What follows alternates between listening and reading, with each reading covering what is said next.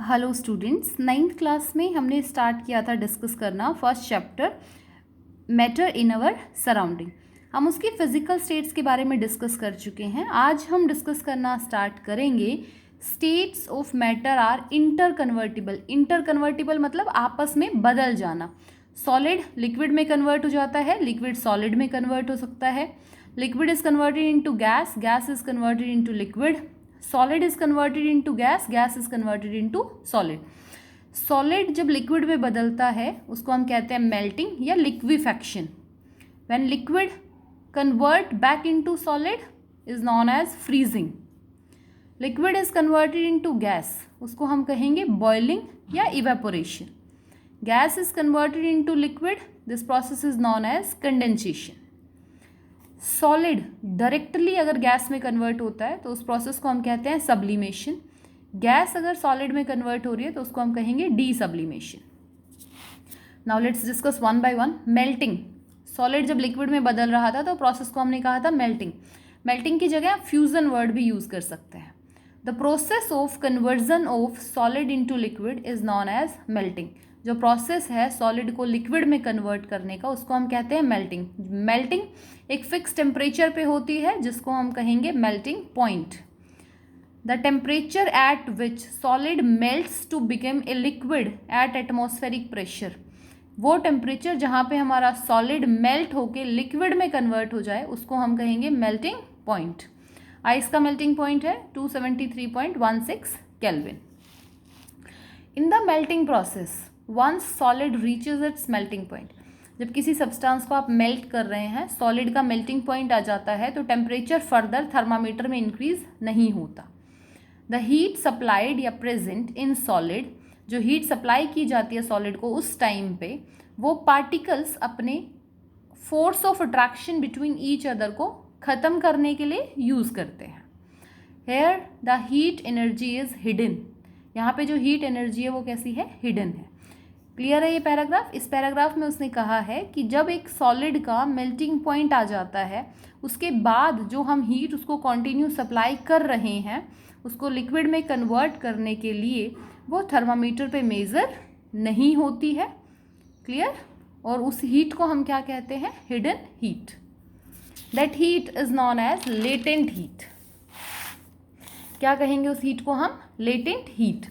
The heat energy which is used to break the force of attraction between the particles of matter, वो heat energy जो कि use की गई है force of attraction between the particles, particles के बीच में जो फोर्स ऑफ अट्रैक्शन है उसको ब्रेक करने के लिए, उसको क्या कह रहे हैं हम, लेटेंट हीट।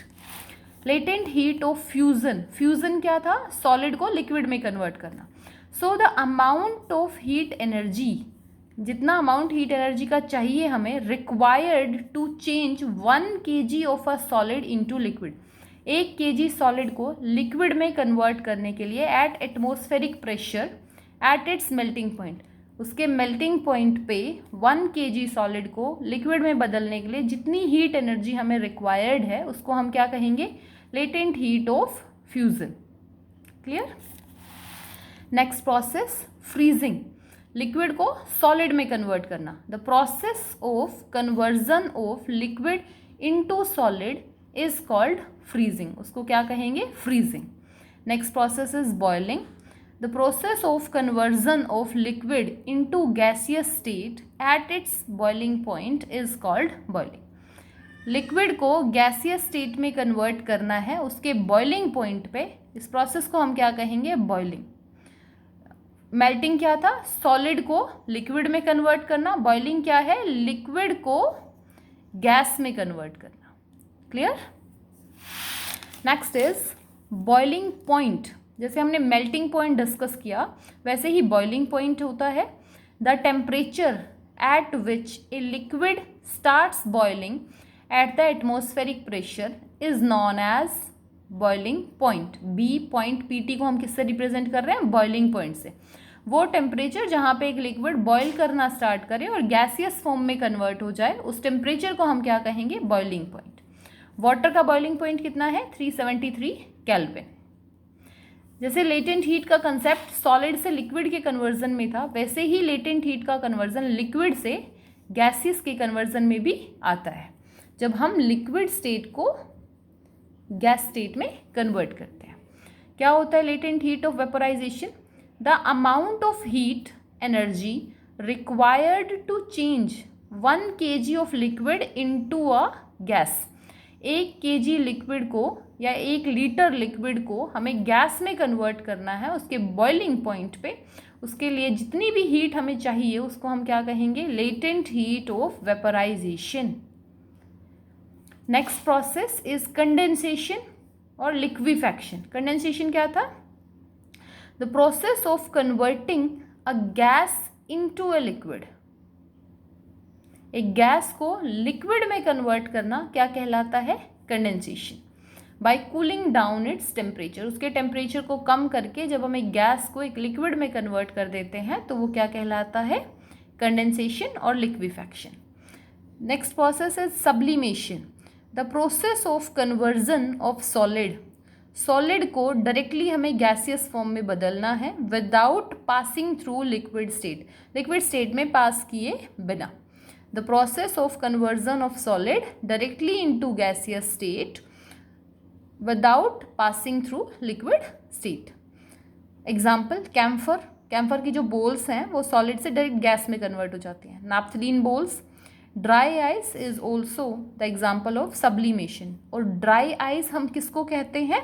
ड्राई आइस हम कहते हैं सॉलिड कार्बन डाइऑक्साइड को। क्लियर? नेक्स्ट है हमारे पास डीसब्लिमेशन। डीसब्लिमेशन क्या होता है? सब्लिमेशन का opposite, the process of converting gas into solid. Gas को सॉलिड में कन्वर्ट करना क्या कहलाएगा? डीसब्लिमेशन। नेक्स्ट वन इज, जो हम टेम्परेचर को मेज़र करने के लिए हमारे पास 3 स्केल्स होते हैं। फर्स्ट इज सेल्सियस, रिप्रेजेंट करते हैं C with the dot symbol, kelvin K, Fahrenheit F with the dot symbol. अब केल्विन को सेल्सियस में हम इजीली कन्वर्ट कर सकते हैं। कैसे? Kelvin is equals two degree Celsius plus 273। Similarly Fahrenheit को भी हम सेल्सियस के साथ रिलेट कर सकते हैं। Fahrenheit is equals to 9/5 degree Celsius plus 32। ठीक है?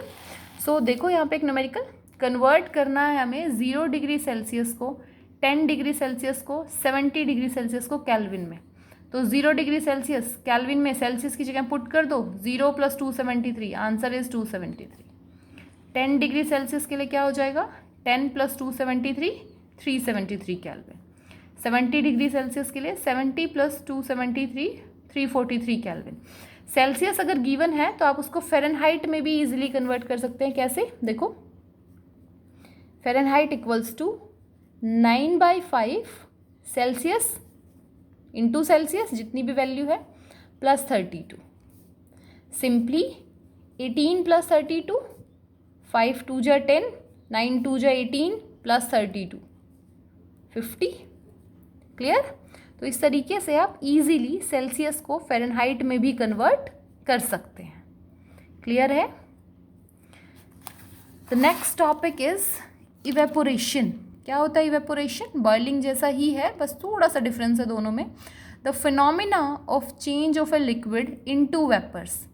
लिक्विड का वेपर्स में बदलना एट अ गिवन टेम्परेचर पे below its boiling point. Liquid के बॉइलिंग पॉइंट की अटेन होने से पहले जब हम उसको गैस में कन्वर्ट कर देते हैं, वेपर्स में बदल देते हैं, तो वो क्या कहलाता है? इवेपोरेशन। कौन कौन से फैक्टर अफेक्ट करते हैं इसको? पहला factor surface area. Surface area को इंक्रीज करेंगे, rate of evaporation increase.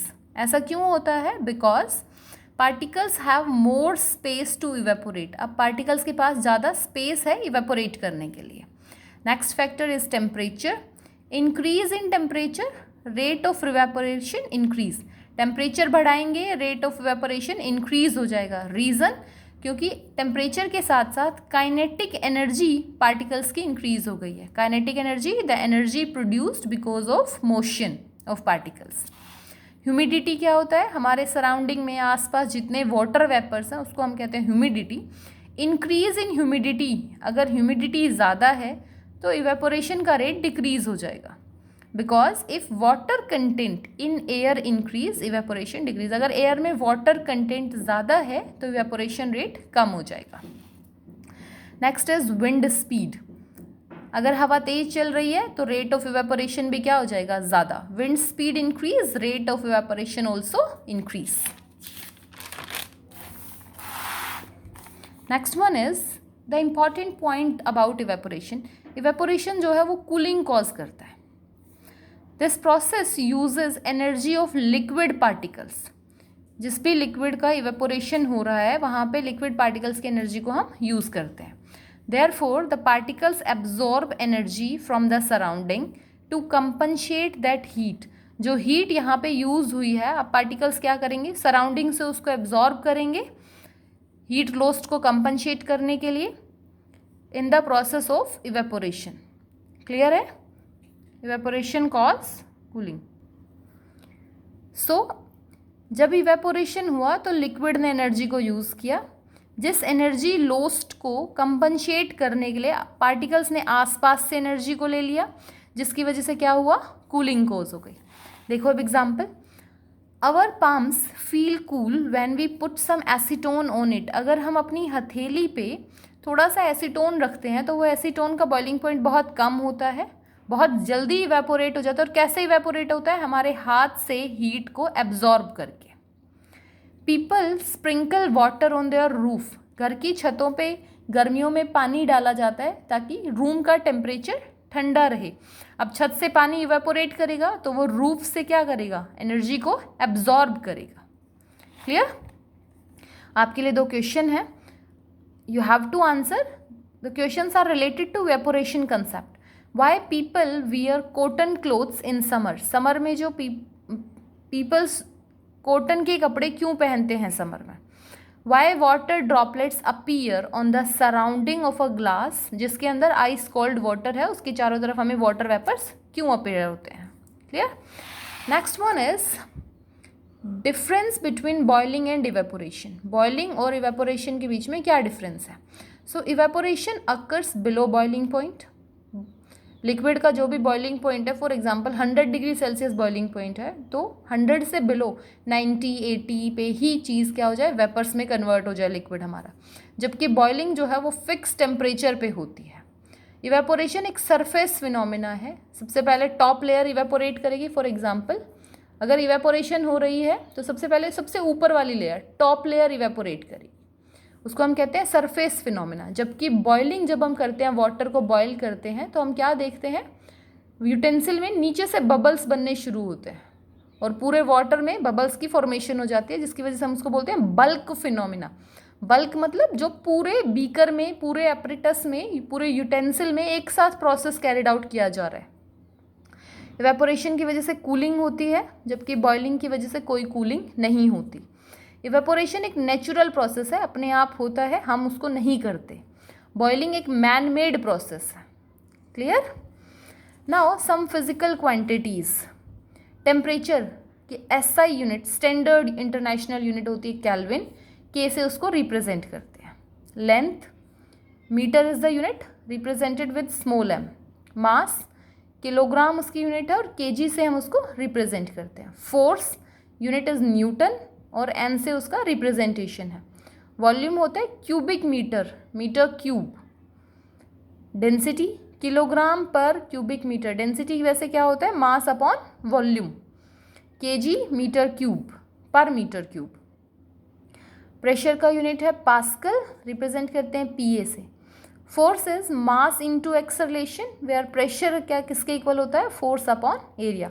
This is all about the first chapter of 9th class chemistry.